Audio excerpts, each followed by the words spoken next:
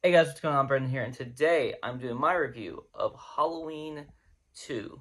Halloween 2 is the sequel to 1978's Halloween film, which this one came out in 1981, and this movie is not even close to as good as the original. I'll just come right out and say it. This movie has a lot of problems. I think I'll talk about the positives first. There's not that many. Jamie Lee Curtis is really good. Um, she is not used enough, but when she is used, she's very good. She's always very good. She's just a really good actress, especially in like the horror genre. She's been good in other things too, but like specifically the Halloween films, even the films that are bad, which is well most of them, in my opinion. Um, she's still good, and she's good here. Um, Another thing is that is good is just the I guess character of Michael Myers, the like physical embodiment of that character is very good in this film. I don't see too many problems with that. The but what's bad? Mostly everything else. There's a couple of good kills, but most of the kills are kind of just subpar. They're just kind of like there, which kind of sucks. Like, this is going to be kind of a spoiler review, so just don't. If I give any spoilers, just know you've been warned. This is a kind of at least a spoiler review. Um, there is one kill specifically that I very much enjoyed.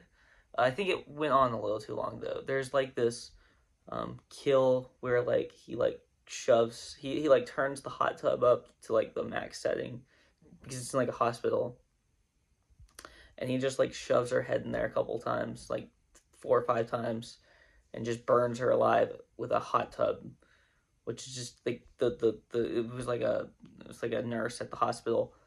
That was just a really good kill. I really enjoyed that kill just because it was like interesting, and you know I've seen this movie before, but I forgot about that kill. I forgot about most of the kills, because most of them are bad. But that one I actually enjoyed. Um, and but for the bad, by the way, Doctor Loomis is also very good, as he usually is. Yet again, he was very good. So those three, I guess actors, if you want to call like the physical embodiment of Michael Myers at least as an actor, then yeah, sure. Um, they're really good. The rest of the actors are kind of just like paint by the numbers, like like they're all like very cliche horror, tropes. And I mean, so, to be fair, I guess Laurie Strode kind of is too, but she was, but I think it works with her because, like, at least in the first film, she was very, like, typical horror, like, lead, you know, uh, lead, final girl type character. But also, I think that she's one of the ones that, like, originated that type of character. So it works, I think, partially because of that, and partially because just you can do a final girl in a horror film very well, and I think they do it in pretty much all of these films except for like maybe one, because she's barely in the film. There's one of the Halloween films she dies at the very beginning. I think it's H2O, um, which is was not a good decision. But all in all, but also another thing, like again, a lot of the kills are they're like they're like very obvious that they're about to happen for one, and they're just very cliche. Like they're so obvious what's gonna happen and how it's gonna happen and like when it's gonna happen, that it's like I'm just watching it like, yep, knew that was gonna happen. Yep, knew that was gonna happen. Yep, that was obvious, and that's a big problem in horror for me. For me, I need to be surprised by at least some of it. Not all of it necessarily, but at least some of these kills I needed to be surprised by, and I just really wasn't outside of... I mean, not even the hot tub one, because they kind of choreographed that. Because, like, they get in the hot tub, her and, like, her boyfriend or whatever get in the hot tub, and then one of them says, like, I forgot which one, but one of them says, like, huh, it's hotter than normal. Like, why even, like, just don't even mention it. Just don't even mention it. Like, there's no reason to, like, put that in like, the person who's watching the film, the viewer's mind, that, like, oh, huh. Because, like, I kind of assumed that that's what was going to happen, that he was going to turn the hot tub all the way up, and, like, it was going to happen. It was an interesting kill, but, like, there's no reason to choreograph that. If it wasn't choreographed, I may have not actually thought that. But it was so, like, out there, like, here's what's going to happen. I didn't need to know that. I didn't need to know. I'm going to try not to spoil anything else. I just spoiled probably the best kill, though, so... oh well. Also,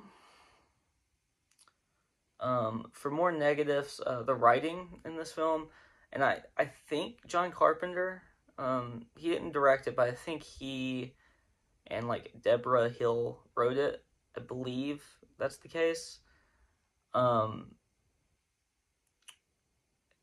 They did not do a good job.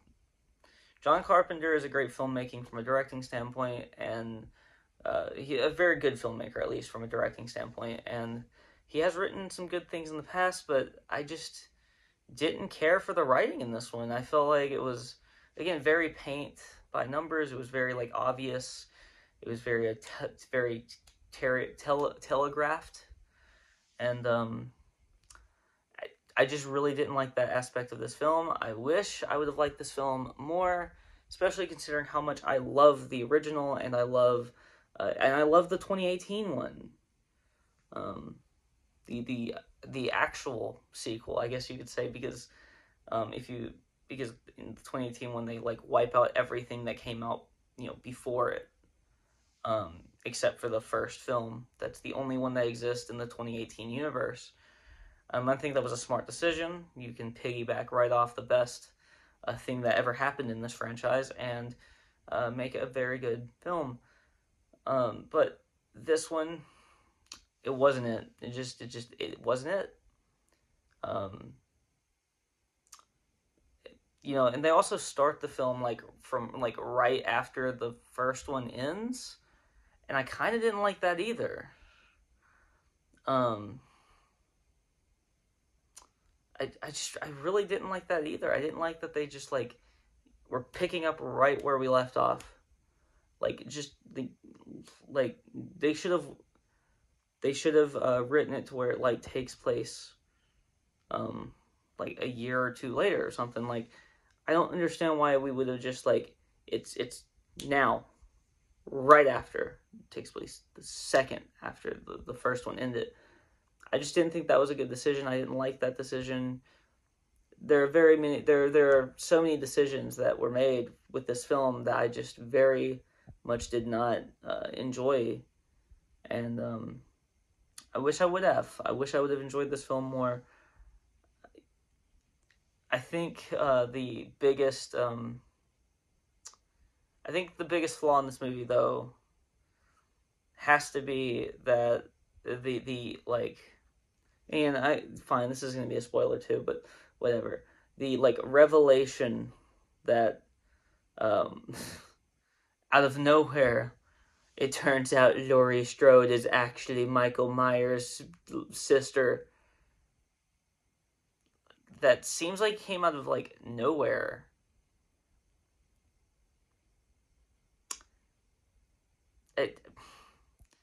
Like, they're just, like, in a car and they just, like, randomly say it, and I'm like, huh. That's weird.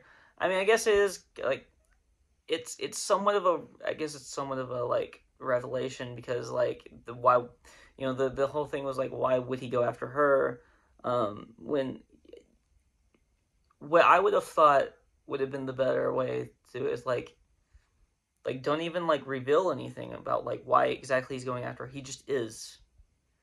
and you can leave that up to the audience interpretation. I think that would have just been a better way of doing that, instead of just like saying that he's like, that he is her brother for some reason. But yeah, that's all I really have to say. I'm giving this movie like a 4 out of 10. It's just not a very good film. I wish it was better, especially after the very good horror film, maybe even masterpiece, that was the first Halloween film.